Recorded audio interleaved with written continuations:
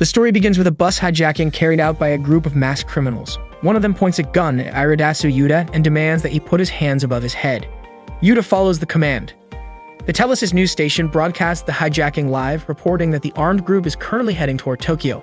Multiple police cars arrive and begin chasing the hijacked bus.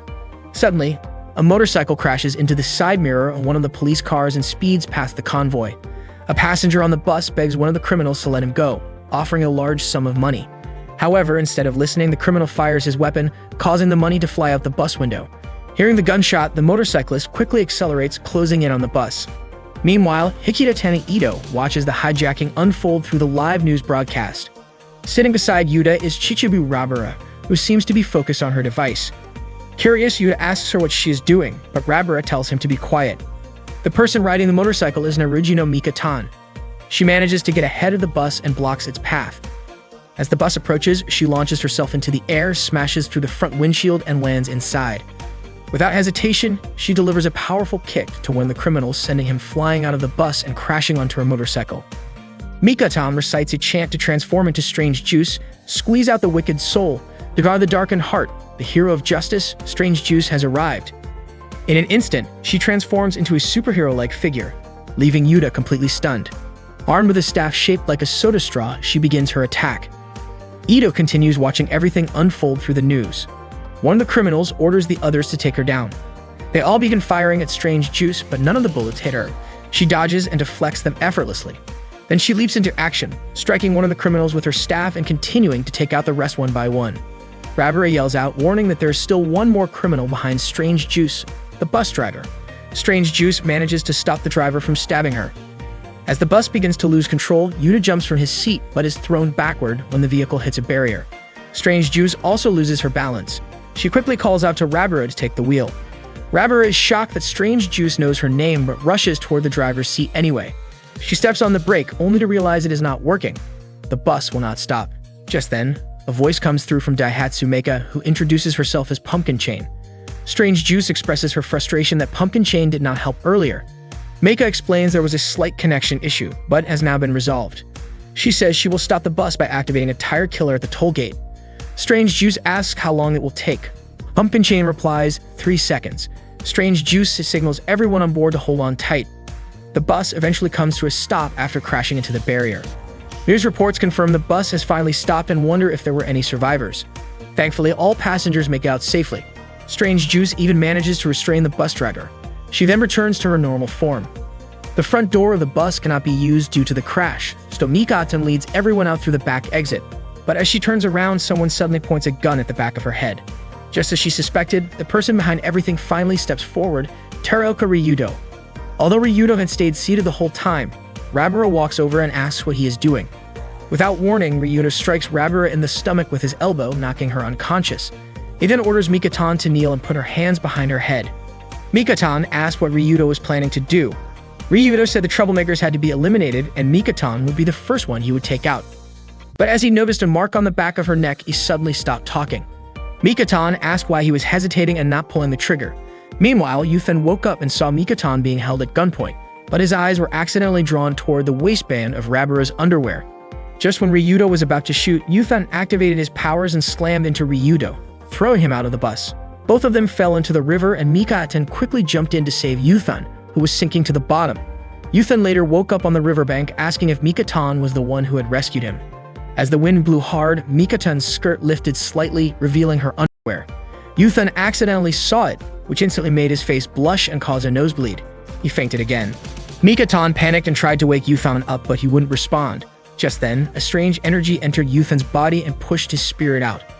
When Yuthan opened his eyes, a cat was suddenly standing in front of him, telling him that his spirit had been separated from his body. Shocked, Yuthan looked around and realized he was in his own apartment. He immediately asked how the cat could talk and knew so much about him. The cat told him to calm down. Yuthan was even more stunned when he looked down and saw that he no longer had legs. His form now was completely spiritual. The cat introduced himself as Chirinosuke, a fellow spirit like Yuthan. Chirinosuke reassured him that he wasn't dead yet.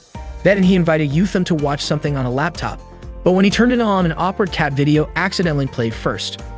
Chirinosuke then pulled up a live feed of room 103, Yuthan's own room. Chirinosuke and Yuthan were currently in room 203, directly above it.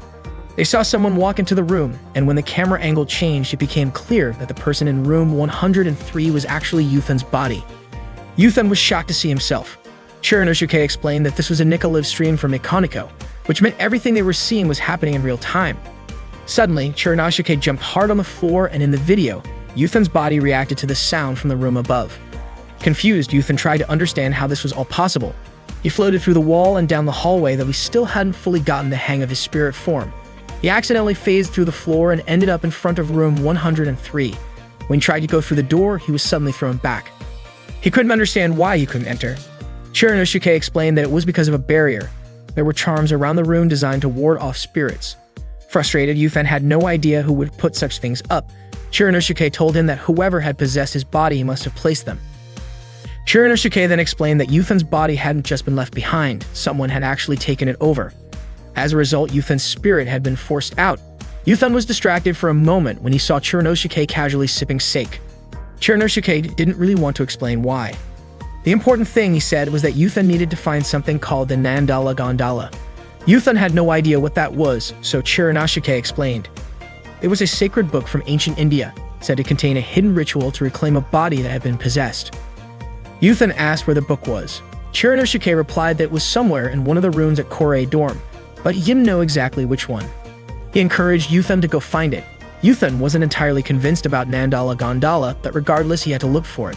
To him, the most suspicious room was room 102, which belonged to Ito. He phased through the door and entered her room. It was 9:08 a.m. Ito wasn't there, but the room was still a mess. Yuthan started searching every corner of the room and went through some stacks of books. Her computer was still on and playing news footage about the bus hijacking that had happened earlier that day. Just then, Ito walked out of the bathroom.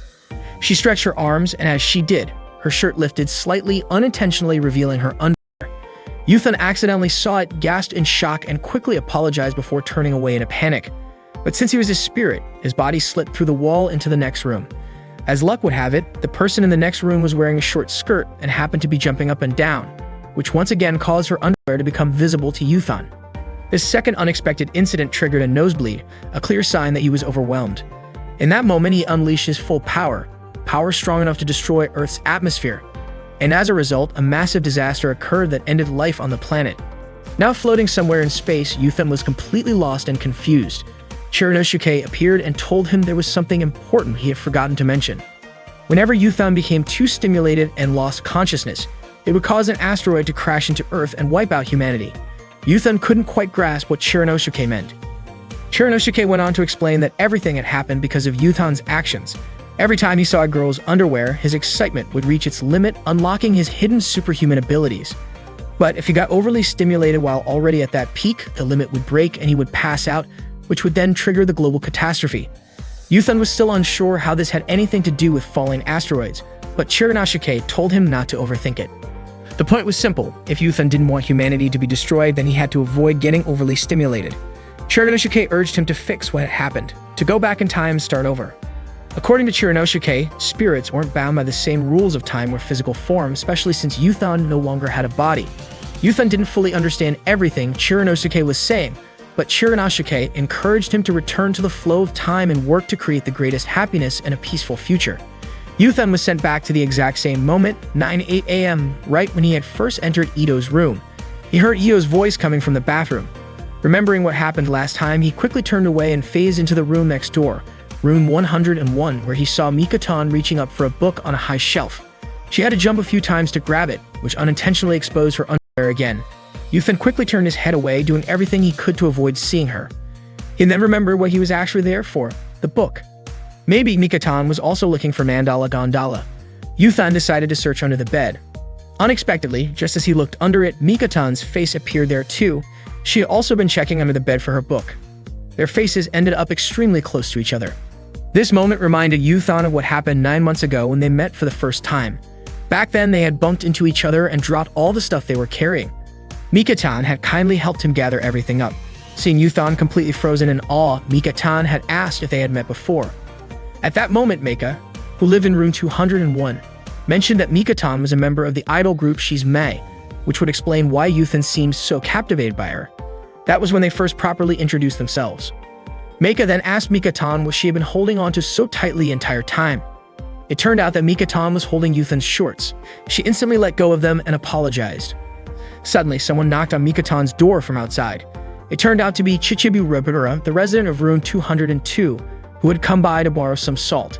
Mika-tan asked if the salt was for dinner, and Rabura replied that ghost hunting could also be considered a form of dinner. Rabura had just received a request to exorcise a spirit the next day. Mika-tan then asked what kind of salt was typically used to expel spirits. Rabura said that any kind would do as long as the intent was strong enough. Yuthan, who was nearby, mumbled something about Rabura. As a spiritual medium, Rabura sensed it and asked Mika-tan if she had said something about her. Then Rabura handed over a book that Mika had borrowed, asking Mika-tan to return it. Coincidentally, that was the book Mika-tan had been looking for. Yuthan came closer to confirm if that was indeed the book she had been searching for. Suddenly, Mika-tan started reciting a passage from the book. However, it turned out that it wasn't the right one.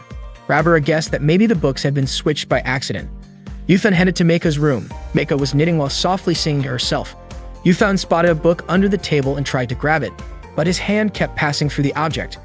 Chirinosuke appeared and explained that Yuthan's spirit power was still weak. Spirit power determines how much a ghost can physically interact with objects. The higher the level, the more they can move heavier things, even make objects levitate. At his current level, Yuthan could barely knock over a pencil. To test it, Yuthan tried moving a ball of yarn.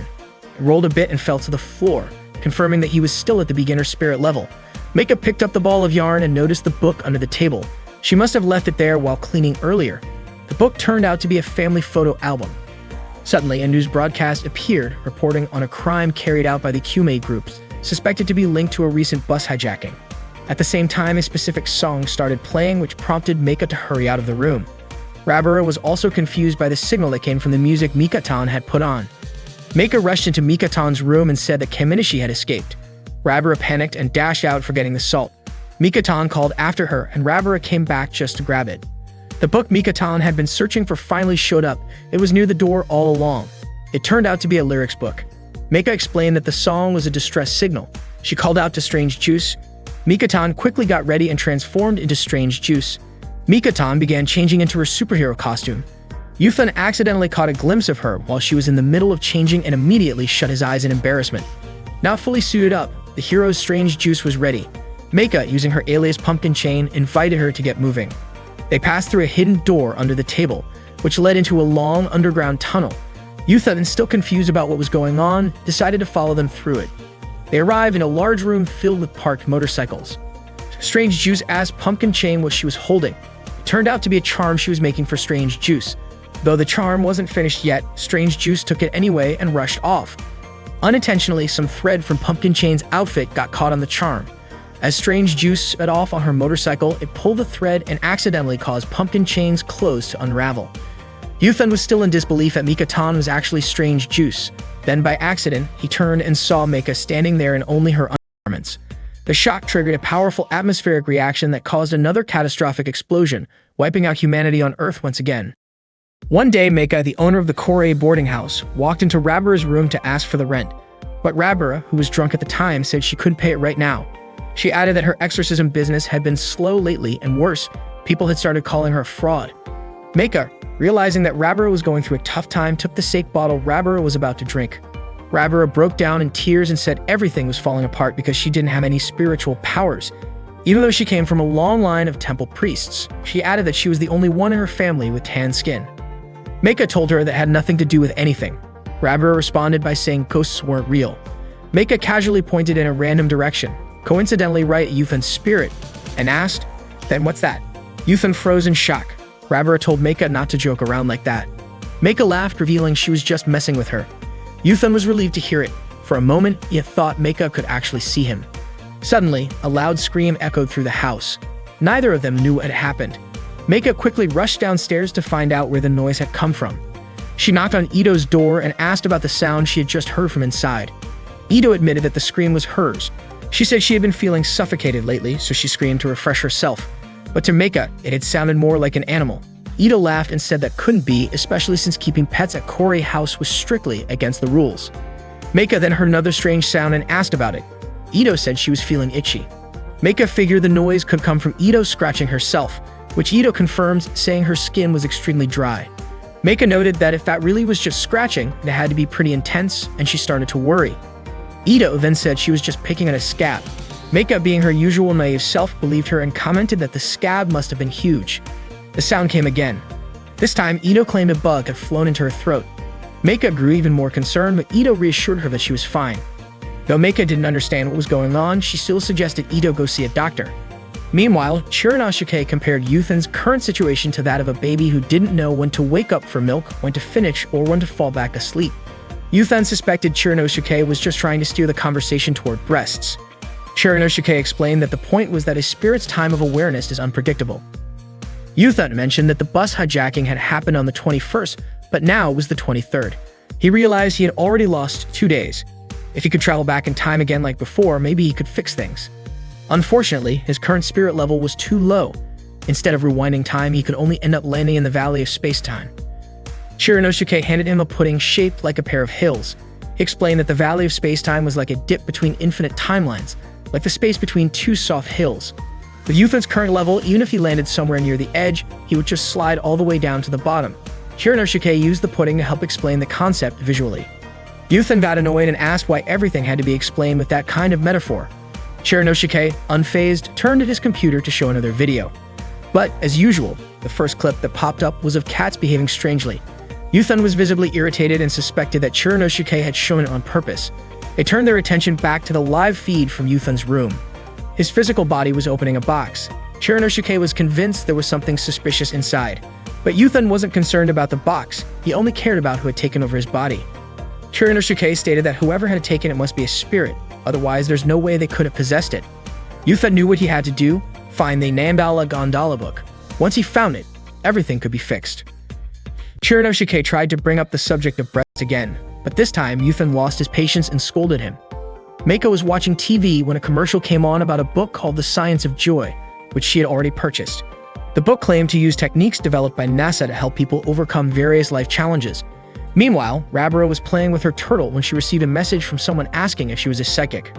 Rabara responded, confirming that she was indeed a psychic. The person replied, saying that it was a cool job, mysterious and fascinating. Rabara responded with a shy smile emoji. The person then said they would love to chat again sometime and mentioned how much they wanted to meet Rabara in person. This left her feeling unsure. She was worried that once they found out she was only a fake psychic, they might hate her. Yuthan's spirit, who had been observing, noticed how troubled Rabara looked. He remembered the times Rabara used to vent to him. Back then, she had ranted about a cocky IT company CEO who had disappointed her deeply. Yuthan asked if she had just been rejected again. Rabara said it wasn't rejection, she had simply seen that CEO walking hand in hand with another girl. Yuthan then asked if she was still a virgin. Rabara blushed and said she wasn't. Yuthan replied that he had heard from her older sister that Rabara had never even been in a relationship. Rabara got irritated and said her sister, who once live-streamed her own private life 24/7, was just making things up. But in the end, Rabara admitted it was all true. She had no idea why her sister suddenly went to study in the US. Now, Rabara didn't know who she could confide in anymore, so she playfully teased Yuthan by moving closer to him. Suddenly, Mikatan entered Rabara's room carrying an apple pie. She was startled to see Rabara lying flat on the floor and asked what had happened. Rabara sat up and commented that Mikatan's accent sounded like it was from Subaru. Embarrassed, Mikatan instinctively covered her mouth. Rabara pointed out that Mikatan's profile said she was from Tokyo and said it might not look good for she's May. Mikatan smiled awkwardly and insisted that Rabara try the apple pie she had baked, and she even added some extra cinnamon for her. Just then, the TV switched to an interview with Strange Juice about the recent bus hijacking. But before Strange Juice could say anything, Mikatan quickly turned off the TV. Rabara asked why she turned it off when the show was just getting interesting. Mikatan said she thought no one was watching it. She told Rabara how grateful she was that she survived the bus hijacking. One wrong move and Rabara might not have made it. Rabara explained that the whole thing happened because of Akina, Yuthan's older sister. She had visited their home and said she had to leave soon, so Rabara and Yuthan took her to the airport. On the way back, they got caught up in the bus hijacking incident. While Mikatan was tidying up some scattered cans, she accidentally bumped into Rabara's turtle. Startled, she flung it away. Rabara quickly caught the turtle, but it landed on her stomach and slipped under her skirt. Mikatan screamed and ran out of the room in fear. The turtle crawled out from under Rabara's skirt, lifting it briefly in the process. Yuthan, who witnessed it by accident, screamed in panic and vanished in a flash. Meika then came into Rabara's room and asked about the strange smell. Rabara pointed to a bottle of cinnamon. She asked Meika why she had come in. Upon seeing Meika, Rabara was surprised. She was wearing a dove mask. Meika asked Rabira how she looked. Rabira had no idea why Meika was dressed that way. Meika explained that she was studying the science of joy, but Rabira thought it sounded more like some kind of mystical magic. Meika was showing off a technique she called the joyful arts that she had been learning. She started singing and doing a strange dance. Rabira, unimpressed, commented that so this was what she called a spiritual technique. Apparently, all it took was a mask and a song. Rabira grew annoyed and told Meika to stop joking around. Meika, however, insisted that she was being serious and asked why Rabira was so angry with her. Rabira explained that she was dealing with a serious problem. Meika replied that was exactly why she came, but Rabira argued that if mastering spiritual arts were really that easy, she wouldn't be in such a mess. The two of them ended up arguing, and eventually, Meika stormed out of Rabira's room, leaving Rabira even more frustrated. Meanwhile, Ito noticed her phone ringing and saw that Yuthan was calling. She quickly answered. Yuthan told her that he had gone to her apartment the day before. He wanted to ask her opinion about a script and wondered if it wasn't time for her to return to school. Ito didn't want to talk about any of that and ended the call abruptly when someone knocked at her door. She opened it to find Mikatan standing there, holding an apple pie. Yuthan's spirit watched Rabira as she performed the joyful arts wearing a dove mask. She started singing and doing strange dance moves again. Afterward, she tried to use a technique to move a bottle with her mind. Yuthan's spirit heard a voice coming from inside the bottle and thought it could talk. It turned out to be Chiranosuke, who was inside the bottle. He asked Yuthan's spirit to respond to Rabira's attempt at moving the bottle. Yuthan remarked that his own spiritual level could only manage to move a pencil.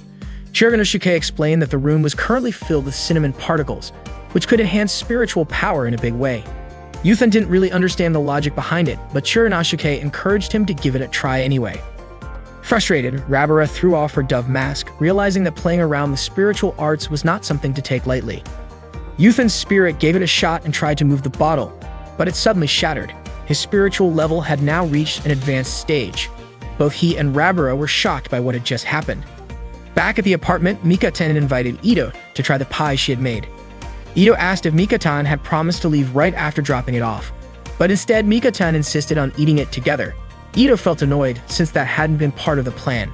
Mikatan then wondered if Ito was hiding something. Ito denied it and said everything was fine. Mikatan was eager to start eating but realized there were no forks on the table. She went to the kitchen to grab one. Just as she stepped away, a strange sound could be heard. She asked Ito about it and Ito claimed it was her own voice. She even tried to imitate the sound. Mikatan asked if she was really doing okay, especially since she had been isolating herself lately.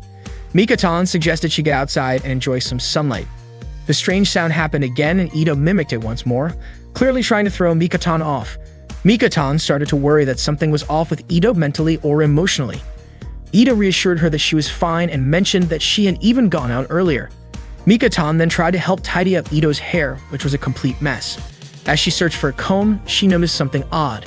Some reddish strands on the comb that didn't match Ito's usual hair color. Ito got irritated and told Mikatan not to make baseless comments. Suddenly, Mikatan was confused by a salmon lying on the floor.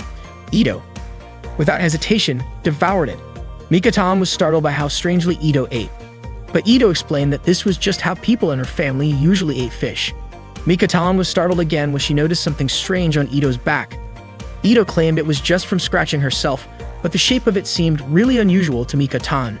Ito was annoyed by Mikatan's non-stop chatter and she said that spikes had started growing on her back like a stegosaurus. Mikatan was convinced it must be some kind of illness. Ito told Mikatan to leave her room, but Mikatan, seeing how strange Ito was acting, panicked and tried to calm her down. She screamed for help and said that Ito was in serious trouble. Rabira and Meika heard Mikatan scream and immediately rushed to Ito's room. At first they thought Ito was possessed by a fox spirit. Mikatan tried to explain to them that spikes had grown out of Ito's back like a stegosaurus. This, of course, was way more alarming than a simple possession. Mikatan believed that Ito must be evolving into some other kind of creature. She asked Meika if she had a device that could stop the evolution process. Meika naturally didn't have anything like that. Her stomach was in a magical pocket. Suddenly, the bear cub crawled out from under Ito's jacket and Ito became visibly embarrassed. Everyone was stunned to see a baby bear in Ito's room. Meika asked how the bear got there and Rabira questioned if pets were even allowed in the building. Ito claimed that the bear cub was her younger brother, Hikatomi Mui, a second grader in elementary school who had just started learning the 8 times table. Meika could tell Ito was lying, especially since she was the one who previously said that pets were strictly forbidden in Korei House. Ito then pointed out that Rabira also had a pet, but to Meika, having a turtle was different. It didn't make noise, cause trouble, or destroy the room. Mika-tan was confused as to why there was a baby bear here in the first place. Ito explained that she had found him in the woods during a rainstorm, crying alone inside a cardboard box. Meika told her to stop lying again, but Ito insisted that she was telling the truth this time. Meika suggested reporting the situation to the local clinic. As she got ready to leave, Ito stopped her and said she would not give the bear cub up to anyone, only she could understand what the little one needed. Mui looked visibly sad. Mika-tan pleaded with Meika to give them more time. She pointed out how wrong it would be to abandon a baby bear during a storm. Rabura agreed, noting that bears were not the same as dogs or cats. Mika-tan suggested it would be best if they first investigated how the bear cub ended up abandoned. Meika agreed but warned that if they didn't find any leads by the end of the year, she would report it immediately. Ito felt relieved and promised she would always protect Mui. Mui was happy and began tickling Ito. Meanwhile, Yuthan's spirit was watching all of this unfold. Later that night, Mika-tan met Meika out on the balcony. She asked Meika what the real reason was behind Ito deciding to quit school. Meika said she had already asked but never got an answer. Yuthan's spirit overheard this and remembered a conversation he had with Ito. Back then, he had been surprised to find out that the person who beat him in a video game was actually his neighbor. He asked Ito if she was skipping school just to play video games, since it would explain why she was so good. Then he asked where she went to school and again questioned why she was skipping it. Ito told him he was being insensitive and asked if he realized how rude he was being by bombarding her with questions like that. Yuthan apologized. Ito then shared that she had moved here because she never felt accepted. Meika pointed out that Ito's father was part of the city's education committee, and her dropping out could cause problems, especially since it might impact his chances in the upcoming election. Apparently, it was Rabura's cousin who introduced Ito to Korei House. Meika assumed that Ito must have been feeling very lonely. Suddenly, Mika-tan suggested they throw a party, especially since Christmas Eve was coming up. They planned to invite everyone in Korei House, including Ito. Even Yuthan's spirit wanted to be invited. Just then, Rabura showed up and said she had forgotten to tell Meika and Mika-tan something. She quickly placed an urn in front of them, put on a dove mask, and began singing and dancing. Rabura tried to summon some sort of power to show off to them. Yuthan's spirit tried to shatter the urn, but nothing happened. His powers only worked when there was cinnamon powder around. Rabura became sad, feeling disappointed that there were no ghosts after all. She had really wanted to be just as amazing as her mother and grandmother. To cheer her up, Mika-tan and Meika performed a joyful dance spell. It worked. Rabura cheered up again. Meika even promised to teach her the second part of the happy dance spell. Meanwhile, Shihaya Tomoto sent Ito a video link that was making the rounds online. The video showed a list of this year's victims. One of the names listed among them was Hikiyotani Ito. She was shocked to see her own name there. A video shows the Kumei group revealing that an asteroid named VR1 is currently approaching Earth. The asteroid is said to be about 2 kilometers in diameter. For comparison, the asteroid believed to have led to the extinction of the dinosaurs was about 10 kilometers wide. It's easy to imagine the level of destruction VR1 would cause if it were to crash into Earth. International organizations claim that a direct collision is impossible, but in truth, all of that is a lie. The impact is very real and is expected to happen on December 31st at 11:55 p.m. However, the US government and other developed nations are allegedly hiding this information from the public. They've reportedly formed a secret pact, and world leaders are being evacuated quietly into nuclear shelters. They're afraid that public knowledge of the shelters would lead to mass panic and chaos, so they've chosen to protect themselves and let the rest of the world face the disaster unprepared. The Kumei group refuses to accept such a conspiracy. They demand that the governments of the US and Japan come forward and reveal the truth. Although their message was broadcast on television, it was dismissed as nonsense. Instead, TV stations labeled Kumei's doomsday beliefs as dangerous. It's possible that Kumei truly believes the world is ending, or maybe they're trying to bring it about themselves. All in the name of carrying out the vision of their recently deceased leader, Tsubuchi Kumei. Chirinosuke turned off the television. Yuthan asked what Kumei meant when they talked about the asteroid hitting Earth. He suspected that maybe the government and experts had been lying all along. But in his opinion, the ones who actually wanted humanity to be wiped out were Kumei. Since Tsubuchi Kumei had died, Yuthan began to suspect that someone or something might have possessed his body. Yuthan then went to Ito's room to see what she was watching. Suddenly, Mika-tan's voice could be heard from outside the room, asking Ito to open the door. Mika-tan had brought in a Christmas tree, which she placed inside the room. She said she had an idea to hold a Christmas party at the Korei house. Excited, Mika-tan started singing jingle bells and turned on the Christmas lights. Out of nowhere, Mui jumped toward the tree. Mika-tan quickly caught the baby bear and gently warned him not to play near the decorations. Ito then asked Mika-tan about the bus hijacking that happened the day before and showed her a video of strange juice. She was starting to suspect that strange juice might actually be Mika-tan. Mika-tan immediately ran off to find Meika. But when she entered Meika's room, she found a strange octopus-like figure inside. Mika-tan exclaimed that someone from Mars must have arrived. Rabura entered Ito's room with some items for the Christmas party, but she didn't find Ito inside. Ito had gone to Mika-tan's room, where she ran into Strange Juice. Ito was looking for Mika-tan even though she had just asked her to come there. Strange Juice said she had no idea where Mika-tan was. Gathering her courage, Ito asked if it was true that she and Mika-tan were friends. Strange Juice answered that they had been close for a long time, best friends even. Ito also asked how Strange Juice knew Rabura. She replied that Mika-tan had once shown her a picture of Rabura. Yuthan's spirit, who had been observing everything, commented that Strange Juice was lying. But Ito wasn't fully convinced yet. She felt there wasn't enough evidence. Strange Juice seemed to sense that suspicion and said she would show the proof soon, but first asked to use the bathroom. Ito reminded her that she had forgotten to close the bathroom door. Strange Juice replied that she liked to live freely even in the bathroom. This made Yuthan's spirit even more curious. He began to wonder what Strange Juice was really doing in there. He was shocked to see Mika-tan changing into Meika's octopus-like combat outfit. Earlier, when Mika-tan had gone to Meika's room, she had mistaken Meika for a Martian. Meika had laughed and explained that it was a high-tech camouflage combat suit she had developed and nicknamed the Two-Maker. Now it was clear Mika-tan had been using the suit to confuse Ito. Once she had it on, Mika-tan turned invisible. She tiptoed past Ito and pretended to fall from the bed, startling her. Ito couldn't understand how that was possible. She thought there must be a secret passage from the bathroom to the bed. Mika-tan started to panic and denied the idea, but Ito wasn't convinced. She said she wanted to check the bathroom herself. Mika-tan tried to stop her, saying that Strange Juice was still using it. But Ito pointed out that the door was wide open anyway. Quickly thinking on her feet, Mika-tan pretended to call out to Strange Juice and tried to stall her. Mika-tan said that everything was clear and she just wanted to go back to sleep since there was still time before the party started. She kindly took her bed and closed the curtains. Ito was still confused when suddenly, the sound of flushing came from the bathroom. Strange Juice appeared and met Ito, explaining that Mika-tan and he were two different people and that they were just friends. There was no use denying it anymore and Ito had to accept the truth. She asked Strange Juice for some advice. He asked if she was dealing with the problem.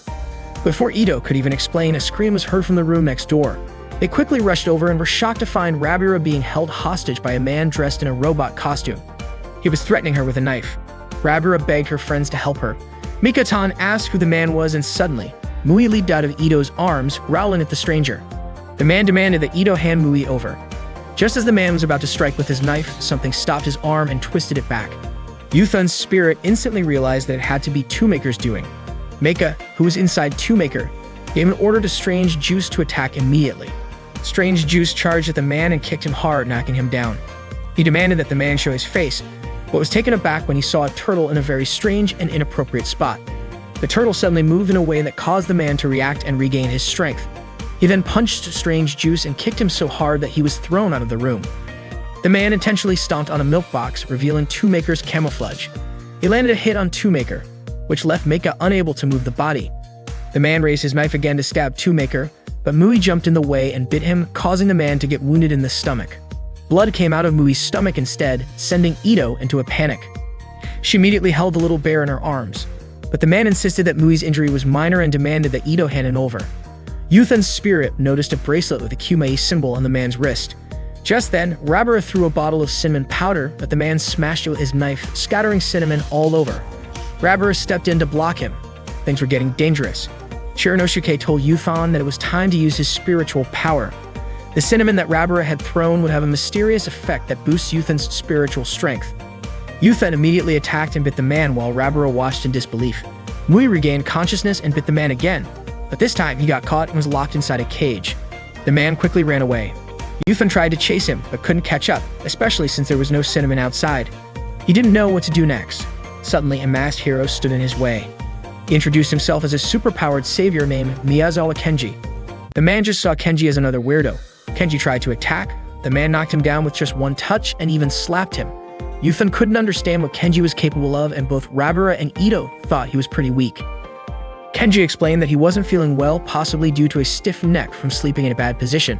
The man sarcastically asked if Kenji was done with his small talk. Kenji then asked the man to wait for 20 seconds. Surprisingly, the man agreed and asked what kind of reward he would get. He even started counting down the 20 seconds. Kenji sprinted to room 102 and came back quickly. When the man demanded his reward, Kenji responded with a powerful move. He threw the man down and kicked him straight into the pool. Kenji then rescued Mui, who had fallen into the pool too. Mui was safe and Ito ran over to hug him tightly. Unfortunately, the man managed to escape. Ito was shocked to see that Mui's wound had completely healed. Strange Jews came over and asked if everyone was alright, but he had forgotten to wear his mask, so everyone saw Mika-tan's face. She quickly ran off to find Meika and told her that the situation had become critical. A billboard in the city center showed that the suspect, Ryuta Terenuka, was behind the Kyumei group's hostage incident. The police were still actively searching for him. Yuthan wondered why he had missed another day, but Shiranasuke explained that the party happened on December 25th, Christmas Day, not Christmas Eve, because an intruder had broken into the Korei dorm. Yuthan was curious about the person behind the robot mask. That person was also wearing a bracelet with the Kyumei symbol. Yuthan found it strange how Mui's injury had healed so quickly, and the mysterious identity of the odd man, Kenji Miyazawa, was still unsolved. Most of all, he was puzzled about Meika. Kenji had saved Meika and said he wanted to return the favor. Meika needed repairs because the intruder's punch had damaged her fusion reactor. When Meika asked who Kenji really was, he simply said that if a child from the East was unwell, he felt obligated to help, especially since Meika was a robot. Shiranasuke streamed a live video from Yuthan's room. The footage showed Meika dressed in a revealing outfit. Yuthan was confused about why she looked like that. Shiranasuke joked that maybe Meika was trying to help raise Japan's birth rate, but Yuthan reminded himself that Meika was just a robot, and he couldn't wrap his head around why a robot would even wear underwear. Meika was in the middle of repairing herself and had forgotten to put on an insulation ring needed to attach a replacement part. Mika-tan noticed and asked if she meant the rubber ring-shaped piece, then handed it over to her. Meika figured the punch had probably damaged her radiator. Mika-tan referred to the intruder as the turtle guy because it reminded her of the time a turtle got stuck to Rabara's sensitive area. Yuthan headed over to Ito's room. It looked like Ito and Mui were out. He tried turning on Ito's computer and it worked, which meant his spiritual power level had increased. Meanwhile, Rabara was eavesdropping on Meika and Mika-tan's conversation through the wall. Ito showed up and asked what she was doing. Rabara said Meika was acting like the wife of Strange Juice, just like they had talked about at the Christmas party. Ito already knew Meika's other name, Pumpkin Chair, and Rabara asked if Ito wasn't curious about their conversation. Ito then asked if Mika-tan was also in the next room. Rabara replied that it sounded like it, but it seemed pretty far away because their voices were barely audible. Mika-tan asked Meika why she seemed irritated. Meika replied that someone still hadn't arrived, referring to the monthly delivery of Handstand for Beginners, a magazine she subscribed to. Rabara told Ito that Meika and Mika-tan hadn't gotten their monthly visitor yet. She completely misunderstood what they meant. Mika-tan asked if Meika still couldn't do a handstand. Meika demonstrated one and said the result was positive. Unfortunately, Rabara and Ito, still listening from behind the wall, took that to mean Meika had a positive pregnancy result. Mika-tan clapped and congratulated Meika on finally managing to do a handstand. She asked how long Meika had been practicing and Meika replied it had been 3 months. That made Rabara and Ito think Meika was 3 months pregnant. Ito even said this was the time to get plenty of rest. Meika then mentioned she felt nauseous and wanted to throw up. That only reinforced the misunderstanding. Mika-tan reminded her not to forget the rubber ring again, saying this happened because she had forgotten to attach it. That made Rabara even more confused and sure of the wrong idea about the rubber. Unable to hold back any longer, Rabara barged into the room and brought Ito along to confront them. Meanwhile, Yuthan's spirit found out that Ito's name was included on the list of victims from the bus hijacking. Suddenly, a scream was heard. Someone shouted that Rabara had died. Panicked, Mika-tan quickly asked Meika if she had any kind of device that could bring Rabara back to life. They started discussing Professor Daihatsu Tenga. Ito knew about him. He was a brilliant inventor recognized all over the world. However, he had passed away 8 years ago. Before he died, he left everything to Meika and the Korei house. Meika even inherited his fortune after handling the legal documents and updating the family registry. She managed to do all that by hacking into the government system and rewriting the data. Meika's hacking skills were so advanced, they were practically god level. If she wanted to, she could launch a nuclear missile. Most of the professor's inventions were stored in a special storage room. Inside that room were 2 of his most significant creations. The first was Rizuko, which was kept in the kitchen, and the second was Meika herself. Meika was born in Korei House 20 years ago. Right after she was created, the professor greeted her warmly. Over the years, he taught her a wide range of things: knowledge, academics, cooking, and more. But there was one thing Meika could never do, no matter how many times the professor tried to teach her: a handstand. She eventually asked him why she just couldn't get it right. Not only that, but she also wasn't good at athletics in general. The professor told her not to worry about it. He reminded Meika that she wasn't a robot who needed to be able to do everything. Each robot, he said, had its own purpose and role. They only needed to master the tasks they were designed for. That's what made them special. Meika then asked him what her purpose was. The professor explained that someday she would be a girl, a secret agent who would eventually save the world, a member of Justice Punch. Meika's mission was to protect her, raise her, and support her. It might even be described as fate or divine will. Ida began to wonder, could that girl possibly be Mika-tan? Even Yuthan's spirit was surprised to discover that Corey House held such a huge secret. As Meika held onto a photo album, Chiranosuke suddenly warned Yuthan not to look at a particular photo of young Mika-tan in her underwear. Yuthan responded by saying there was no way he could be attracted to a photo of a child. But unexpectedly, he started getting a nosebleed, and the atmosphere around them suddenly turned chaotic again. 3 little kids were playing together. One of them, named Chiyoko, was singing a magic song, while the other 2, Pine and Guriko, were playing with a tennis ball. The song was something she had learned from Ishigata, and it was believed to lift someone's spirits whenever they felt lonely or sad. Guriko invited Chiyoko to join their game and catch the tennis ball. Chiyoko got ready to catch the throw, but unfortunately, she missed. The ball rolled into the bushes and Chiyoko went to get it. Out of nowhere, Pine asked Guriko to run away with her. Guriko was shocked. Obviously, that would be impossible. The entire laboratory was surrounded by an electric fence. Pine grew frustrated and asked Guriko if she was really okay with staying trapped in this place for the rest of her life. Guriko replied that she would talk to Ishigata about it first.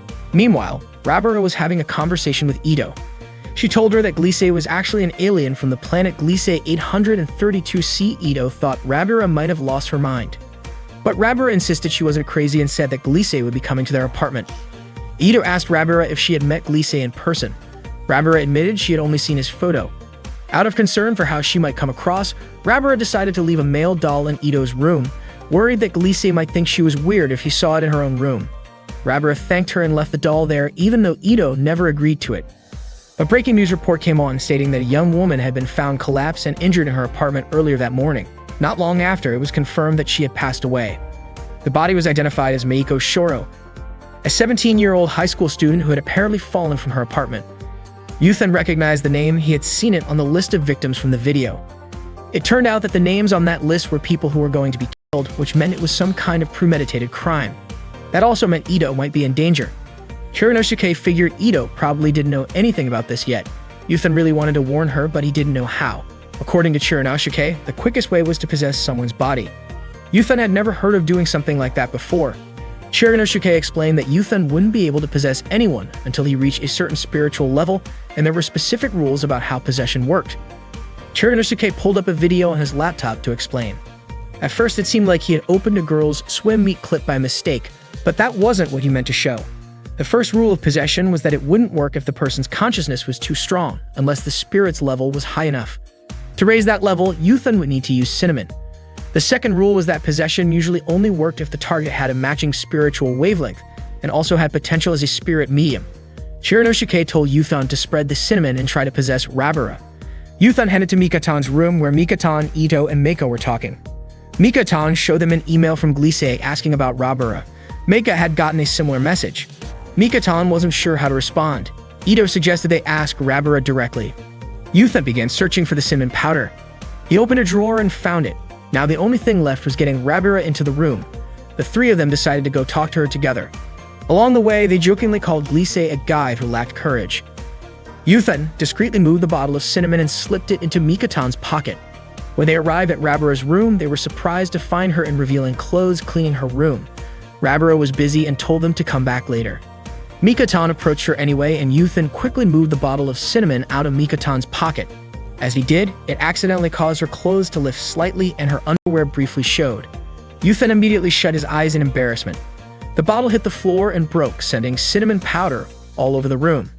Rabara asked Mika-tan what she was doing, and Mika-tan replied that she wasn't doing anything at all. Yuthan nearly lost focus. He had to act fast. He concentrated and managed to possess Rabara, which caused her to faint instantly. They asked what happened to Rabara. Rabara woke up and said that she had succeeded. Mika-tan looked confused, wondering what was going on with her. Rabara, who was actually being possessed by Yuta at that moment, immediately turned to Ito and told her that she was in serious danger. Ito was puzzled. Mika-tan said that Rabara seemed different, as if the way she talked had changed from usual. Yuta thought they definitely would not believe him if he explained everything, so he quickly adjusted his speech pattern to match Rabura's tone so they would not get suspicious. Ito asked if Rabura was feeling alright. Rabura replied that there was something far more important that she needed to tell him. However, Meika interrupted the conversation. She wanted to ask Rabura what her favorite flower was. Yuta, still in Rabura's body, answered Rafflesia. Mikotan then asked what her favorite song was, and Yuta replied, "The one about your bread, the song by She's May." Mikotan got excited because it turned out Rabura listened to her song. The final question came from Ito. What was Rabura's favorite snack? Yuta answered, turtle pellets. Now it was finally Rabura's turn to say something, and it was supposed to be about Ito. But just as she was about to speak, Yuta was suddenly forced out of Rabura's body and she fainted again. Yuta had no idea what just happened, until Chiranosuke explained that Yuta could only possess someone for 7 minutes. Yuta got upset, asking why Chiranosuke had not mentioned that earlier. That night, Gliese visited Rabura's apartment. He even complimented her on the unique dress she was wearing, saying it suited her perfectly. Rabura replied playfully, saying Gliese was such a smooth talker. They toasted to the occasion. Rabura said she would go grab some snacks, but Gliese told her he had already brought some. Rabura asked what the snack was called, but Gliese told her she would find out once she tasted it. Rabura took a bite, and Gliese asked how it tasted. Rabura said it had an unusual flavor. Gliese explained that it might be because the product had recently been reformulated. As it turned out, the snack was actually turtle pellets. While the taste was not great, Rabura pretended it was surprisingly delicious and said her body was just reacting to how amazing it was. Gliese offered her more, but Rabura politely declined, saying she was already full. She got up to play some music. Gliese handed her a cassette of the song Can I See Your Bread by She's May. He told her to keep it, but Rabura mentioned she already had a copy. Gliese said he figured she might, since that song was her favorite. Rabura replied that she did not really like the song that much. Noticing Glise's slightly disappointed face, she quickly grabbed the cassette and said she actually loved that song so much that she had played her old tape until it broke, and she was grateful to have a replacement. Gliese stood up and said he was going to get a special gift for her. Rabura waited inside. Suddenly, she smelled something unpleasant. Gliese returned with a Rafflesia flower as a present for Rabura. He asked if there was something wrong with the gift. Rabura said the flower had a very unique smell. Gliese explained that the Rafflesia's scent, which resembled rotting meat, was meant to attract flies to help pollinate it. He asked if Rabura did not like the present. Rabura finally shouted that she could not take it anymore. She felt like Gliese was playing a joke on her. Gliese insisted that he never meant to upset her. He just wanted to make her happy. Yuta was watching the whole thing unfold. Rabura could not believe that Gliese was trying to cheer her up with a corpse-scented flower and turtle pellets. That was when Gliese decided to come clean. He admitted that he had emailed Rabura's friends to ask what she liked, and the answers they gave matched exactly what Rabura had just said earlier. Gliese knew she must be really upset. That moment triggered a memory in Rabura. She shared that something similar had happened to her when she was a child. She was only 5 years old at the time, so her memory was a bit fuzzy. But she recalled waking up in the middle of the night and doing strange things like drawing diagrams, writing down formulas, and jotting down instructions tied to specific dates. She had then faxed all of it to someone. Gliese suggested that this might have been a case of sleepwalking, just like what happened earlier. Rabura apologized for how she had acted. Gliese said he was the one who should be apologizing. Rabura invited him to continue the conversation back inside her apartment. That was when Gliese told Rabura that he could not keep lying to her. He was ready to tell her the truth. Rabura smiled and asked if he was not an alien, was he? Gliese replied that no, he was not from outer space, but he was from the Intelligence Bureau of the United States Department of Defense. He was actually a security agent. Yuta was stunned to witness the revelation. Gliese was certain that Rabura knew about the hostage situation involving the Kyumei group, as well as the video warning about it. Rabura mentioned the video that explained an asteroid was going to hit Earth on New Year's Eve, but experts and the government claimed it was impossible. Gliese explained that unless a prevention operation was carried out, the asteroid would still crash into Earth. The United States had secretly launched a military satellite into orbit, equipped with several nuclear missiles. This satellite was controlled by the Air Force Space Command, or AFSPC. The goal of the prevention operation was to use the missiles to destroy the incoming asteroid. However, the Kyumei group uploaded a virus into the AFSPC server and took over the entire system. Rabura was shocked to hear this. Gliese added that if things continued like this, the missiles wouldn't be able to launch, meaning the real goal of Kyumei was the destruction of humanity. Yuthan was getting more confused about everything because shouldn't the Kyumei group have warned people about the asteroid coming? Rabura then asked Gliese why he was telling her all this.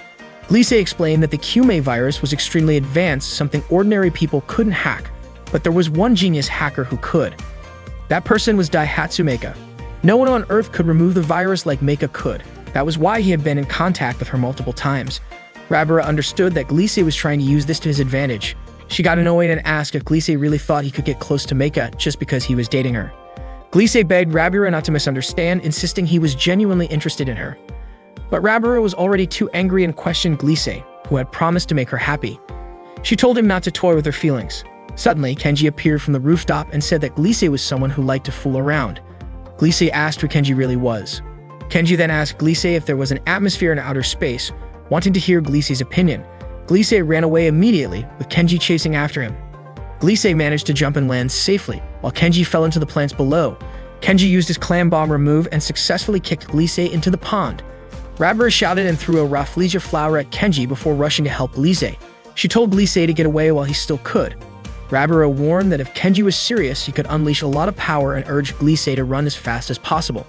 Gliese left, promising to repay Rabara's kindness. Kenji was about to chase after Gliese again, but Rabara hit him with a big fish and kept attacking him. Meika came out, yelling at Rabara about what she was doing to Kenji. She pushed Rabara down, which confused Rabara. Meika explained that Kenji was someone who could be trusted. Then, she ordered Kenji to capture Gliese. Kenji quickly left to do so. Meika challenged Rabara to a fight and Rabara happily accepted. She kicked Meika into the pond. Ito and Mikatan shouted for them to stop fighting. Yuthan didn't know what to do about the girls' quarrel. Meanwhile, Chiranosuke was excited, calling it a splash or a girls' swim meet. They looked very stunning, but Yuthan tried hard not to look. Mikatan asked why Rabara and Meika were fighting. Rabara explained that it was because Meika was protecting Kenji, whom she called Mia Ken. Meika then asked why Rabara was so upset with Kenji. Rabara said that Meika would never understand human feelings because she was a robot. Meika responded by asking if Rabara didn't find Gliese, who acted like an old man, to be a poor match for her. Mikatan tried to persuade both of them to make peace. She then asked Mui if he agreed that they should reconcile. Meika started to suspect that maybe Mui was the root of the problem because Ito had brought him here. However, Ito didn't pick Mui up. Instead, Mui was given to her by Rabara's younger brother, Chichibu Rahandao. Rabara was surprised to hear Ito say that. Ito explained that Rahando suddenly came to her room a month ago and asked her to take care of the bear cub temporarily. Rabara suspected Ito was lying and Ito got annoyed, saying all that talk from psychics was nonsense. Rabara got angry and told Ito that kids who don't want to go to school shouldn't say things like that. Ito got frustrated and called Rabara a liar. Reflexively, Rabara slapped Ito. Mikatan was confused, wondering why they were acting like this when they had been so close just yesterday. Rabara then wanted to leave, apologizing for not being able to get along with everyone because she had a lot on her mind. Meika guessed it was definitely because of Gliese that Rabara was troubled. Rabara said that Meika was lucky not to have any burdens, and that the fate of humanity was probably not something Meika needed to worry about. Meika didn't understand why Rabara said that, but didn't push the matter and went to her room. Mikatan asked Ito to forgive Rabara and Meika because, deep down, they were both good people. Ito, however, asked Mikatan why she was acting like a goody two-shoes and warned her not to try being a hero. Mikatan felt sad and didn't expect Ito to say that. Ito added that Mikatan should understand the situation by now since she was supposed to be a hero. Then Ito left Mikatan's room. Mikatan started crying after hearing Ito's words and suddenly felt tightness in her chest. She quickly took her medicine and began singing a magical song. Yuthan was surprised to see Mikatan crying, and it seemed like he was reminded of someone when he heard her sing the magical song. Yuthan's spirit saw Ito lying unconscious in the cold snow. He felt heartbroken because ever since he became a spirit, all he could do was watch. He couldn't do anything to help. He started crying and blamed himself for everything that happened. Then Chiranosuke appeared and said that humans were selfish. He pointed out that people didn't care when 7 billion others died, but would cry when just one person passed away. Yuthan got frustrated and said that what Chiranosuke said didn't make any sense. Chiranosuke then called Yuthan a cold-hearted person. That made Yuthan angry and tried to punch Chiranosuke, but of course his punch didn't land. Chiranosuke calmly told him that it wasn't that he couldn't do anything, it was that he chose not to. Tears still streaming down his face, Yuthan asked what he was even supposed to do now. That's when it hit him, maybe the answer was to go back in time. Chiranosuke confirmed his hunch. He said that with Yuthan's current level of power, he had the ability to do just that. He could land on any time-space slope he wanted. But to make it happen, Yuthan would need one thing: a strong, unwavering will to save someone. Without that will, Yuthan would bounce off the curved surface of time-space and would never be able to return to this world. Yuthan accepted the risk. Chiranosuke urged him to form that strong desire deep within his soul, and Yuthan made a promise to himself. He was going to protect Ito, no matter what. Yuthan successfully went back to December 29 at 9:25 p.m. He entered Ito's room and saw her opening an email from someone. The message named the next victim, Reishi Moana. It also told Ito to go to the Ishinogari shrine at 10 p.m. if she didn't want to lose another classmate. Ito blamed herself for everything that had happened. Kurinosuke reminded Yuthan that he already knew what was coming next. Ito would go to the shrine, just like the email asked, and she would die there. Yuthan was convinced that whoever sent the email must be the killer, though he had no idea why they were doing this. Kurinosuke told him that no matter what the reason was, the only thing Yuthan needed to worry about now was making sure Ito didn't go to that shrine. There were only 30 minutes left before it happened. Yuthan suddenly heard Rabura knocking on Mikatan's door. He went to Mikatan's room. When Rabura came inside, Meika immediately stood up to leave. Mikatan asked why she was leaving so soon, and Meika replied that the air in the room felt heavy. Even though Meika and Rabura kept arguing, Yuthan walked over to Mikatan's kitchen shelf and grabbed some cinnamon powder. Mikatan asked Rabura why she and Meika couldn't just get along, but Rabura didn't answer. Instead, she asked Mikatan about a protective charm that was sitting in her room. That's when Yuthan spilled the cinnamon powder. The sound caught Mikatan and Rabura's attention. Rabura wondered if it might be another case of floating objects like before. When they opened the kitchen door, they started coughing from the cinnamon particles in the air. At that moment, Yuthan possessed Rabura again. She collapsed for a moment, unconscious, but then stood back up, now under Yuthan's control. Yuthan, speaking through Rabura, told Mikatan that Ito's life was in danger. Meika grumbled about Rabura and headed back to her own room, but was startled when she turned around and found Ito standing right behind her. Ito asked Meika to take care of Muhi for a little while, which caught Meika completely off guard. Meanwhile, Rabura, still possessed by Yuthan, told Mikatan about the video that listed the names of people who were going to be killed.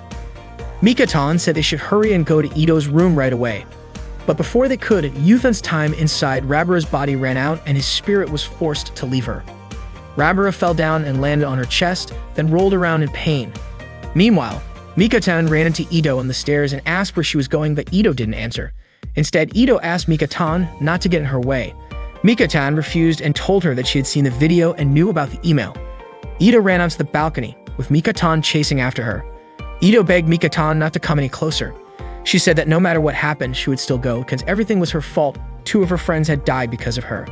As Ito walked backward, she slipped and nearly fell, but Mikatan managed to catch her just in time. Ito asked her to let go, but Mikatan held on tightly.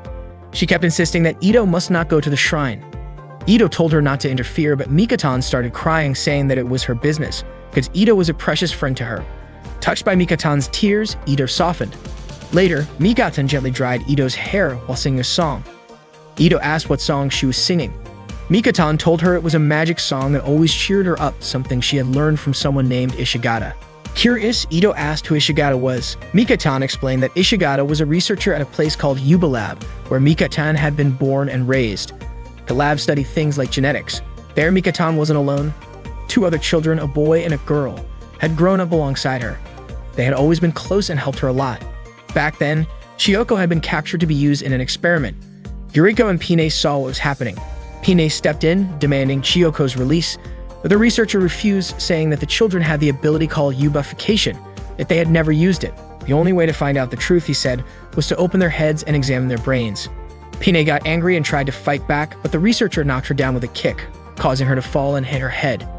Yuriko quickly rushed over to wake Pine up. The researcher yelled, accusing Pine of damaging his precious experiment. Pine, still unwilling to let Chioko be taken, became furious and unleashed her powers. The researcher was thrilled to see that Pine had finally used eubification. Ito, still curious, asked Mikatan if she had feelings for the boy from the lab. Embarrassed, Mikatan asked why Ito was suddenly asking such a thing. Ito just said it seemed pretty obvious. Turning the question around, Mikatan asked if there was someone Ito liked or cared about. Ito explained that it wasn't about liking someone romantically, but there was a person who was really special to her homeroom teacher.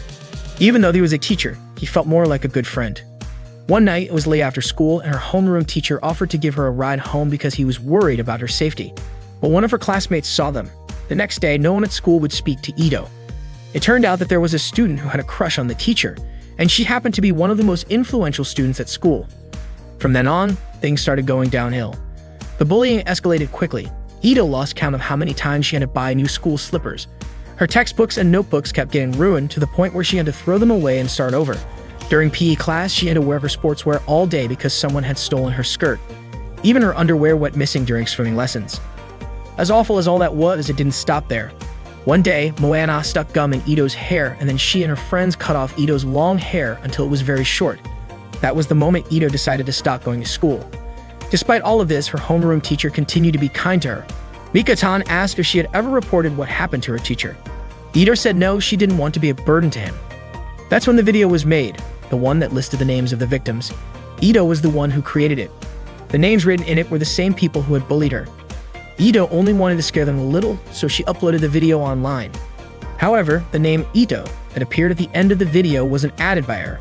Someone else had edited it. The person behind this was the one who had killed Mayiko and Moana. Mika-tan was surprised that Ito hadn't told her about it from the beginning. Ito couldn't admit what had happened at school, mostly because she was afraid she would look foolish and pathetic. She wasn't a loner or shy. If she had wanted to, she could have made new friends easily. But Ito had wanted to show them something, even though she knew that no one was really thinking about her. After watching the video, she cried and felt scared. But every time she saw those people smiling, it all felt fake to her. Mika-tan hugged Ito and comforted her. Mika-tan stood for justice, and she was also on Ito's side. No matter what happened, Mika-tan was going to protect her. The clock showed 10:20 p.m., and it seemed like history had just changed. Yuthan managed to save Ito. But when Shiranosuke noticed that Yuthan didn't seem happy, he asked what was wrong. Yuthan was deep in thought. He still didn't know who the culprit was. That afternoon on December 30th, Meika was checking the satellite while Mui clung to her back. Ito walked up and said it looked like Meika and Mui were really close. Meika, clearly annoyed, said Mui was the one sticking to her for no reason. She tried to shake him off, but Mui refused to let go. Ito teased them, pointing out that they had been together all night. Then she asked Meika why she even bothered to take care of Mui. Mui kept licking Meika's cheek. Meika explained that she was simply returning the favor. Mui had saved her life once. Ito asked what Meika was doing there.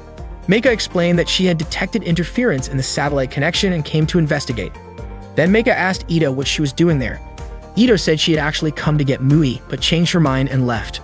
Meika yelled after her, frustrated, and telling her to take Mui back with her. There was just one day left before New Year's Eve. Ito asked Mika-tan what she was doing. Mika-tan said she was dealing with a bit of a problem. The spirit of Yuthan showed up as Mika-tan was gathering some medicine. Suddenly, a loud noise came from upstairs. Ito and Mika-tan rushed to find the source. They were shocked to find Meika tied up with duct tape over her mouth. Ito immediately started looking for Mui, while Mika-tan peeled off the tape. Meika apologized, explaining that the man had taken Mui. He was the Turtle Man, the same man who had come before trying to take Mui. Ito dashed off to find Mui. Meika called after her, saying there was something else she hadn't told her yet. The man had left a message. This was punishment for not showing up the night before. Yuthan finally realized that it had been the Turtle Man who had invited Ito the previous night. That meant he was also the one who had killed Ito's classmates. If Ito met him again, she would be in serious danger. Yuthan's spirit went searching for her. He headed toward the shrine, but she wasn't there. He figured the Turtle Man might be heading there, but Shiranosuke suggested that he might already be on the move. Yuthan grew frustrated and asked Shiranosuke why he was acting so relaxed. Shiranosuke replied, suggesting that Yuthan could try trapping him instead. That gave Yuthan an idea about the email. He replied to Ito's message from the night before, telling the Turtle Man to meet on the upper floor of the Korei dorm, since nobody would be there. After sending the message, a notification popped up saying he had leveled up to Cool Spirit level. Yuthan went to check Mika-tan's kitchen cabinet, hoping to find some cinnamon powder. Unfortunately, it was already gone, even though there had been some left yesterday. His original plan was to borrow Rabura's body to confront the man, but now he had to come up with another strategy. While Meiko was busy fixing herself, Yuthan was trying to figure out what kind of tool could work against the turtle-like man. Maybe a stun gun, or perhaps a mask, as Shiranosuke suggested. Yuthan remembered seeing that tool before. At one point, Meika had shown it to Mika-tan, a mask called the Face Maker, used for disguises. She had demonstrated how it could make her face look like Rabura's. Meika explained that as long as the mask had 3G data of a person's face, it could mimic anyone. It could even change the voice when paired with the Voice Maker. Meika once transformed herself into Ito and imitated her voice perfectly. Yuthan, now in spirit form, came up with a plan. He sent a message to Meika and Rabura, letting them know that the turtle-like man was heading to the upper floor of the Korei dorm and pleaded for their cooperation to stop him. Shiranosuke asked if the plan would actually work. Yuthan was confident that the two of them could pull it off. At the same time, Ito was searching for Mui, calling his name as she looked for him. Meanwhile, Mika-tan was also looking for Ito. The turtle-like man followed the directions from the email and arrived at the scene. Meika and Rabura were watching from above. Rabara referred to the situation as a truce, since they were about to face a fight. Though they seemed united, they briefly turned away from each other as they hadn't been on the best terms. But for now, they had to stick together. Rabara used the two-maker to turn invisible, while Meika used both the face-maker and voice-maker to disguise herself as Ito. She held a stun gun, ready for action. That was Yuthan's plan, and he believed it would succeed. The turtle-like man arrived and immediately realized that the person standing in front of him was not the real Ito. Meika, disguised as Ito, didn't deny it, but he didn't hesitate. He raised his gun and warned her not to play games. Rabara, still invisible, tried to land a surprise attack, but he managed to deflect it. He then ripped off Meika's mask, revealing her true face. Rabara shouted for him to stop and was even willing to put herself at risk to protect Meika. Meika yelled back, telling Rabara not to do anything reckless and urged her to run. The man shot Meika, and she fell to the ground. He then turned to Rabara and made it clear he wasn't bluffing. To prove his seriousness, he fired into the air, and the shot accidentally hit Kenji, who was trying to make a flashy entrance. Instead, he was struck and collapsed. Meika still held onto the hope that it was all just a trick. Rabara couldn't bear the thought of Meika dying, especially after how harshly she had spoken to her. When the man aimed at Rabara, Meika stepped in to shield her, getting hit once again and collapsing. Yuthan couldn't believe how his carefully planned strategy had spiraled into chaos. Rabara screamed in anguish, unable to accept Meika's condition. Meanwhile, Kenji was lying weakly in the snow. Ito spotted him and rushed to his side, urging him to hold on. As she lifted his head to support him, her short skirt slightly revealed the top edge of her underwear, unintentionally triggering a reaction in Kenji. That sudden surge of emotion allowed him to regain his strength and unleash his power. Kenji Miyazawa suddenly came back to life with full strength after being unexpectedly energized when he caught a glimpse of Ito's underwear as she was trying to help him. Just as a man was about to shoot Rabara, Kenji appeared and launched a powerful campanella kick at him. The kick was so strong that the man was sent flying. Confused as to how Kenji could get back up, the man was surprised to learn that Kenji had a clairvoyant ability and had prepared by wearing a bulletproof shield under his clothes, so the bullet had no effect on him. The man quickly stood up and tried to fire again, but Strange Juice appeared just in time to stop him. Kenji and Strange Juice teamed up to face the man. Based on numbers alone, Kenji was confident that they could win. However, the man then revealed his true power. He could perform a Yubification transformation just like Kenji and Strange Juice, but at a manifestation rate of 2,000%. Kenji didn't care about that. He and Strange Juice charged at the man together, but they were immediately knocked back. Kenji was thrown so hard he crashed into Rabara. Strange Juice demanded to know the man's true purpose. He replied that his goal was to create an ideal world by eliminating what he called inferior humanity and replacing it with a world ruled only by the superior W. Strange Juice had no idea what W he was talking about. As he aimed his weapon at her, Ito stepped in to protect her. The man told Ito to move out of the way, but she refused. She pleaded with him to stop all of this. The man insisted she was just getting in the way and threatened to kill her. But suddenly, he doubled over in pain. A battle seemed to erupt in his mind. One voice said it wouldn't allow him to act recklessly anymore. Another asked why he was hesitating when everything was finally going according to plan. Yet another voice urged him not to hurt Ito. These conflicting voices argued endlessly, tormenting him and leaving Yuthan even more confused. Then Kenji called out to Yuthan asking for his help. At first, Yuthan didn't realize Kenji was speaking to him. He was stunned that he could even see him. Kenji told him not to ask questions and tossed him a small bottle filled with cinnamon powder. Yuthan rushed to Rabara's side and Kenji hurled the bottle. The cinnamon powder burst into the air. Rabara suddenly regained consciousness. Upon seeing her own underwear, she sprang into action and launched a fierce kick at the man. Surprised, the man wondered how Rabara could also perform a Yubification. Rabara struck him again and again, slapping, stomping, and finally slamming him into the ground. When the man asked how she was able to transform, she simply answered that she did it because she wanted to. With a final punch, she sent him flying. A cloud of black smoke burst from his body, revealing what looked like a spirit escaping him. At the same moment, Yuthan's spirit also separated from Rabara's body. Rabara was confused by everything that had just happened and immediately ran over to check on Meika, who was lying motionless. She broke down in tears, begging Meika to wake up.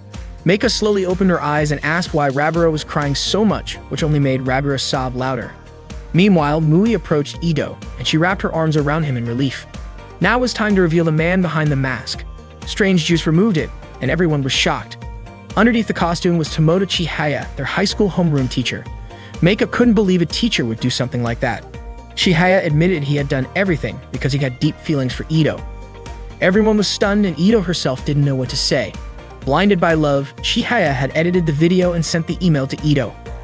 Ito asked if that meant Chihaya was also the one who had taken the lives of Meiko and Moana. Chihaya confessed that he had been possessed by the spirit of Tsubuchi Kyumai, the leader of the Kyumai group. It was Kyumai who had committed those acts. Everyone was shocked by this confession. Strange Juice was still trying to understand the situation. Chihaya explained that he had made a contract with the spirit of Tsubuchi Kyumai in exchange for having his own wish granted. In return, Kyumai had taken control of Chihaya's body. Chihaya's wish was to take revenge.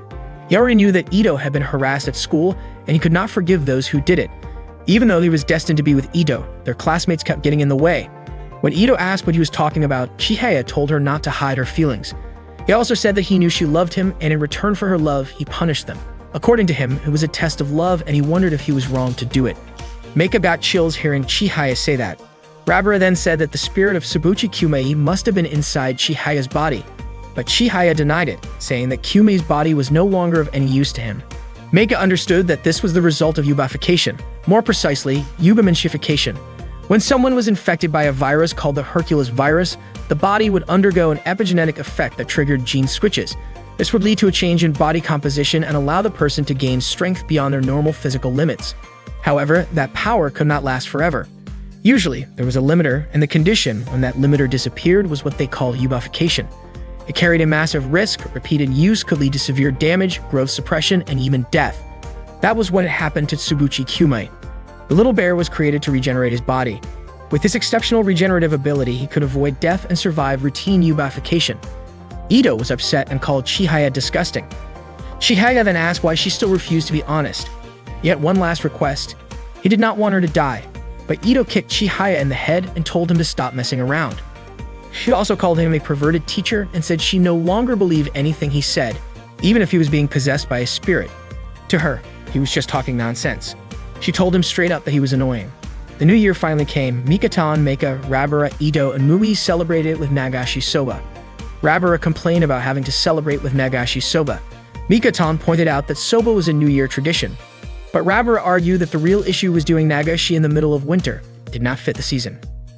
Rabara then turned to Ito for her opinion, but Ito said there was nothing wrong with it. With a sulky look on her face, Rabara quietly pulled Meika aside to talk. The two of them moved into another room where Rabara asked about the server issue at AFSP. Meika admitted that she had hacked into the American military's server, but everything still looked normal. Besides, if an asteroid were really going to hit, people all over the world would have been in a panic by now. Meika then invited Rabara to come back and enjoy the New Year celebration, which she called the Maikaman Party. Mikatan sang in front of everyone and Meika and Ito clapped for her. But Rabara said Mikatan's voice did not quite come through. Mikatan was shocked, especially since this was part of her preparation for an upcoming musical. Rabara told her that she was still lacking in femininity. Then she asked if Mikatan had ever been in love. Mikatan replied that maybe she just had not met the right person yet. Ito added that maybe she already had, and it could have been just one person. Right away, Rabara mentioned Yuthan's name and suggested that Mikatan should try falling in love with him. Mikatan instantly blushed and Rabara kept teasing her.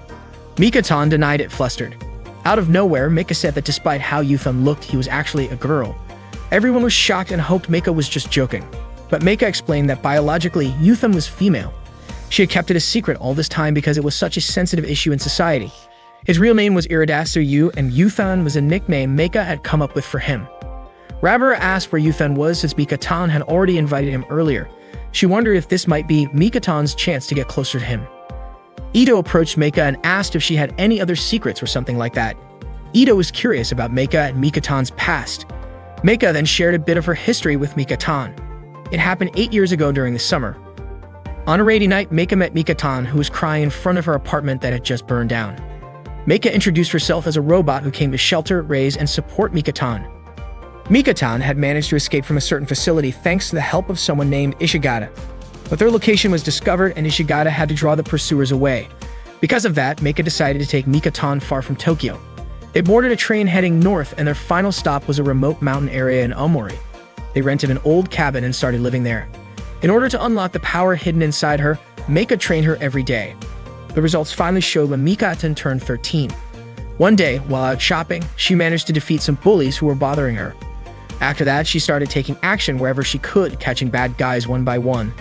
The people in Shuguru who saw her started calling her Pantyhose Girl, though Mikatan really didn't like that nickname. Still, it was necessary to protect her real identity. In truth, Mika-tan never wanted to be a hero. Her dream was to become an idol. But Mika told her that she had to let go of that dream and become a hero instead, otherwise the Justice Pinch secret team could never be formed. The name Pantyhose Girl sounded outdated, and Mika-tan hated it. Mika asked her what name she would prefer. Mika-tan wanted to be called Pretty Kitty Moon, but Mika thought it was too long.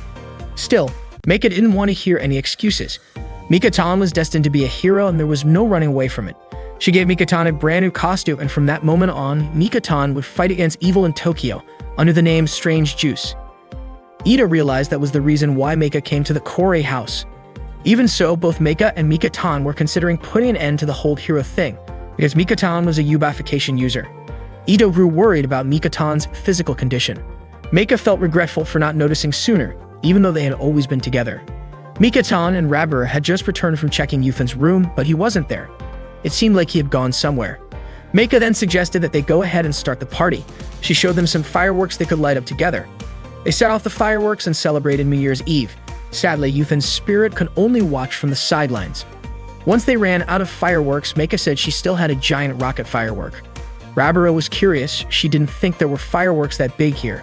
Mika asked them to follow her. Rabura called out to Mika-tan, inviting her to come along. But Mika-tan said she had something to do first and told them to go ahead. Rabura told her not to take too long. Mika-tan waved her hand as they left, but once they were gone, she suddenly collapsed. Yuthan panicked. Mika-tan had forgotten to refill the medicine in her necklace. He didn't know what to do and needed to alert the others quickly. Just then, Kenji appeared carrying the medicine. Meanwhile, Mika showed Rabura and Ito a giant robot she called the Kakumaker. While a Happy Science commercial was playing, the TV suddenly switched to breaking news. It was about an asteroid VR-1 that was on a collision course with Earth. Shiranosuke also saw the news. Kenji sang a magical song to Mika-tan and she regained consciousness. She was surprised and asked how Kenji knew that song. From below, Rabura's voice called out to Mika-tan. Kenji told her to go meet up with her friends. Mika-tan promised to listen to the rest of the song later. Kenji then called out to Yuthan and told him to come down.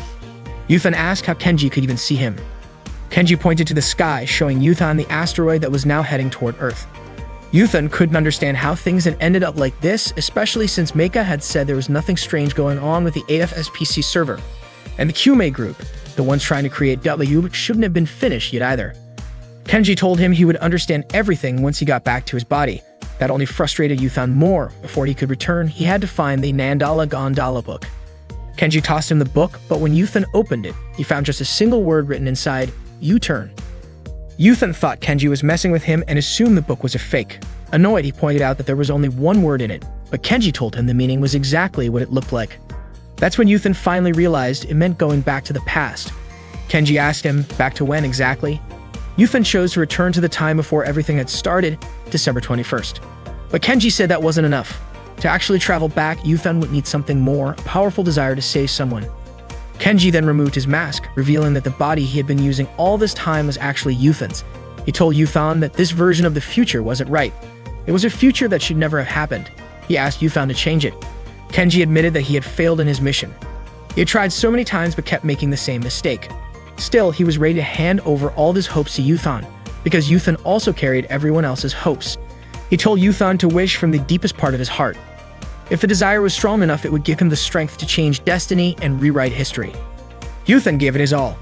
He was determined to change the past for Mika, Rabura, Ito, and Mika-tan. He made a promise to himself that he would protect them, no matter what. And so Kenji left everything in Yuthan's hands. Yuthan decided to go back to the past so he could change history. He promised himself that he would definitely protect his friends. He returned to the moment when he had fainted by the river after the bus incident. When he woke up, he immediately asked Mika-tan what the date was. Mika-tan said it was December 21st, and Yuthan cheered happily because he had successfully gone back in time. That night, Rabura told Mika and Mika-tan about the bus incident from earlier that day. Yuthan came over to join them. Mika-tan asked Yuthan if he was okay. Yuthan said being interrogated by the police was really troublesome, and Rabura had also just been questioned by the police. Mika offered Yuthan some roasted sweet potatoes, which he ate before quietly going into his room. Mika didn't understand what was going on with him. Once inside his room, Yuthan looked at himself in the mirror and even shouted that he had returned. His shout was loud enough to be heard outside.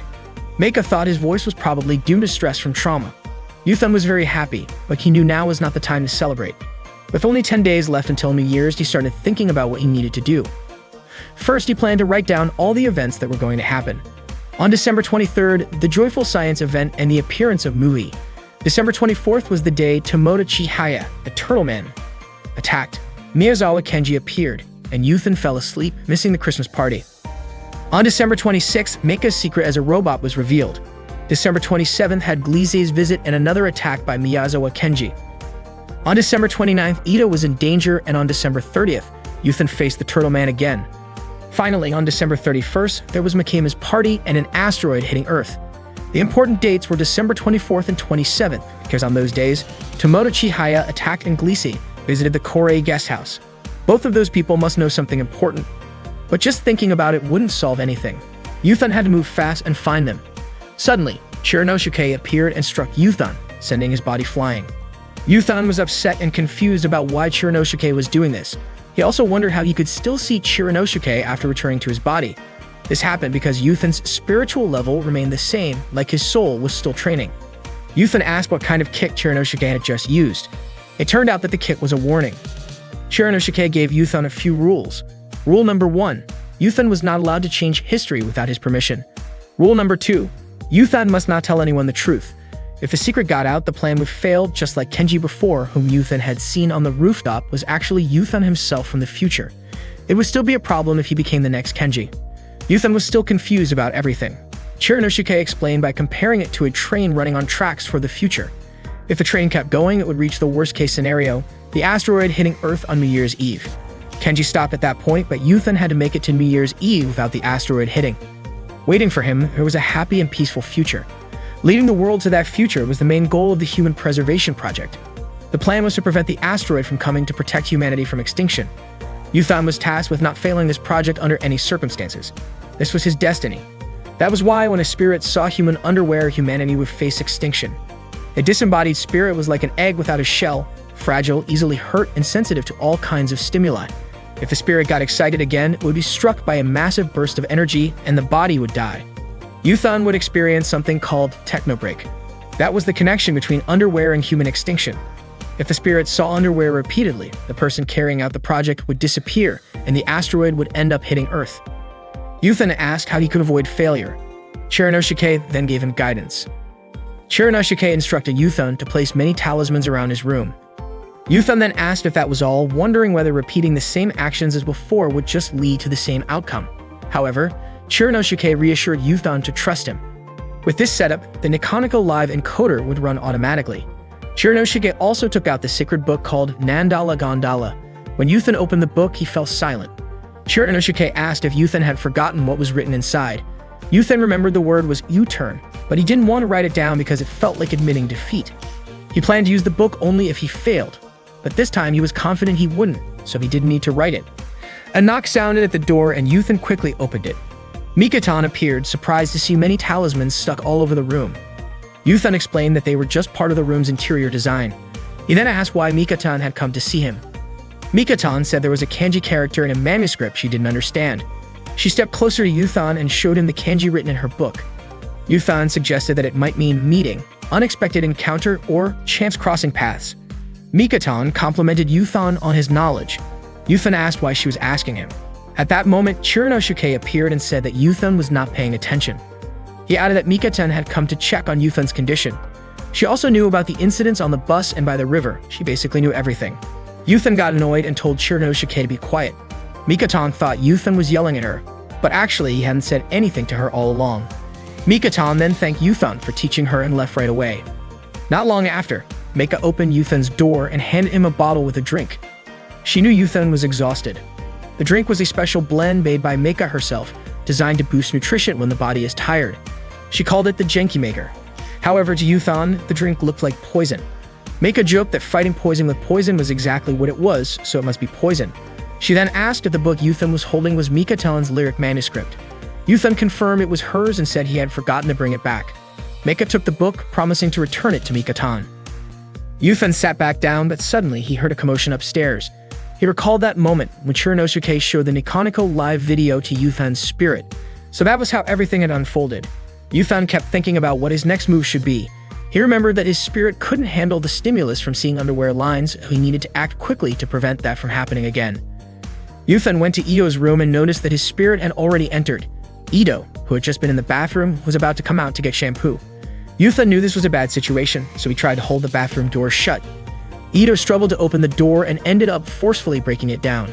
When the door finally opened, Ito saw Yuthan lying on the floor.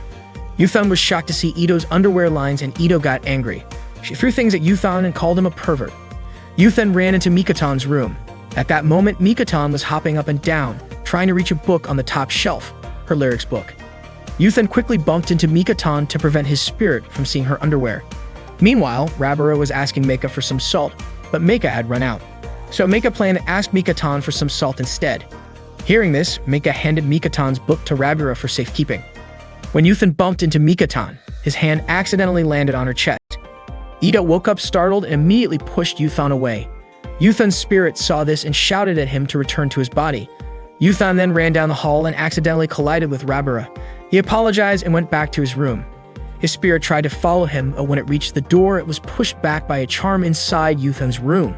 Yuthan realized he had slightly changed history. Rabira became curious about what had really happened. She got up and noticed she might have grabbed the wrong book. There were many of Ito's books scattered along the hallway after she had pushed Yuthan away. Mikotan told Rabira that the book she was looking for wasn't the one she had. Rabira was sure the books got mixed up during the collision with Yuthan. Yuthan overheard this and immediately placed the correct book near Mikotan's door.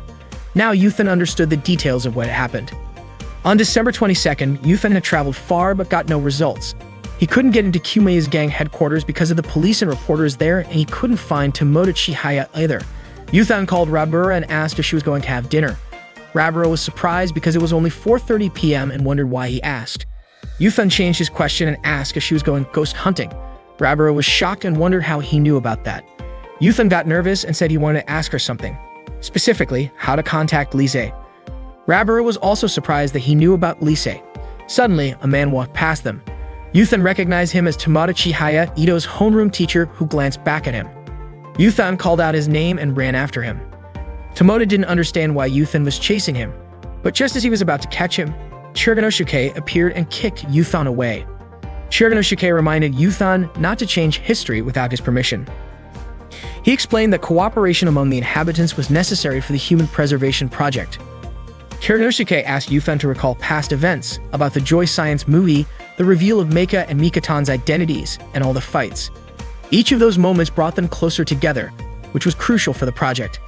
To build those bonds, history needed to be repeated at certain points. Yuthan then asked what would happen if he failed to maintain the timeline. Chiriganosuke said that so far, Yuthan had already repeated history 6,373,153,740 times, often breaking the rules and failing. If this time Yuthan wanted to become number 6,373,153,741, Chiriganosuke gave him free rein, but warned that this was the only warning to prevent future versions of Yuthan from appearing. If Yuthan failed this project, everything would be over. However, Chiriganosuke himself was different. He still had a next chance, or maybe a next self. Yuthan asked why he became a spirit in the first place. Chiriganosuke was annoyed that Yuthan didn't know. It was because the spirit of Yuthan from the future had possessed his body, pushing his original spirit out. Yuthan asked if it was the same when he possessed Rabura's body. Chiriganosuke said it was not the same since Rabura's spirit was still inside her body at that time. Yuthan was confused why only he experienced it like that. It turned out it was because he was undergoing eubiffication when he fainted by the river. When subconscious eubiffication can bring out conscious thoughts, it causes spirits to easily become detached. Chiriganosuke asked Yuthan to recall the summer 9 years ago. At that time, the 3 young children from Yuba Lab, Chiyoko, Pinang, and Kuriko, were taken by Ichigata. Ichigata apologized, feeling guilty for having been an accomplice in a project involving those 3 children. To make amends, he decided to run away with them, hoping to end things properly. The car they were driving sped through the night because 2 other vehicles were chasing them. Due to the dark and heavy rain, Ichigata did not see a large vehicle in front of them. Their car crashed and fell into a river. When Yuthan, then a child named Pine, woke up, he was at a house accompanied by a woman. The woman explained that her grandfather had rescued him and brought him home. The grandfather had found the child lying on the riverbank. The woman introduced herself as Iridatsu Akina. Pine shook her hand, but when she looked into the mirror in front of her, she was shocked to see that she had become Chiyoko. Before the 3 children fell into the dam, they had undergone eubiffication. They were struck by lightning, causing their souls to swap bodies. Guriko's soul entered Pine's body. Chiyoko's soul went into Guriko's body, and Pine's soul entered Chiyoko's body. Suddenly, someone knocked on Yuthan's room door. When Yuthan opened it, Ito was there, holding a package delivered earlier that day while Yuthan was out. The package came from Iridatsu Akina, who Yuthan referred to as his older sister. He had a bad feeling about the package's contents. After opening it, Yuthan found the hero costume inside. The costume had the phrase "not defeated by the rain" written on it.